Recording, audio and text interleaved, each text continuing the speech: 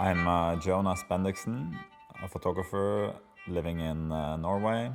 I've basically been a freelance photographer since I was 19, 20 years old. So it's something I've done basically my whole adult life.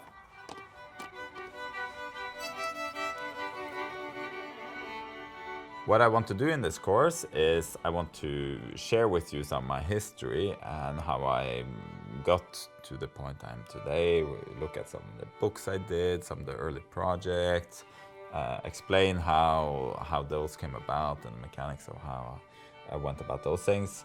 I want to go out. I have a few things I want to photograph now here in Oslo. We'll go together and see if that works out or not. I remember as a young photographer when I started out, there were all these practical things that I wondered, well, how do you best do that? How do you write a proposal? How do you actually go about editing your work down when you have thousands of pictures and you only need 20? I have my way of doing that.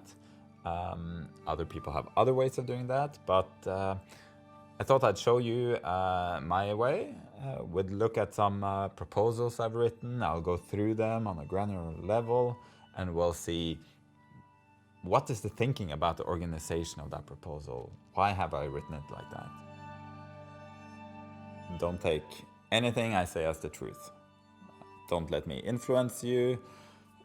Take everything I say with a grain of salt, because basically I'm an imposter myself in this game, okay? I have no qualifications to teach you. I have no higher education. I mean, who am I to tell you what is right or wrong?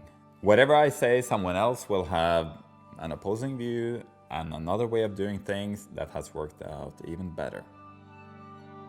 The only value I can present here at all is just giving a little insight in how I do things, what's worked for me more or less.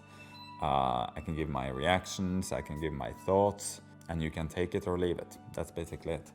But what I can give here is a small insight into sort of my way of thinking, what inspires me, what works for me, and maybe there's a lesson to be learned from that.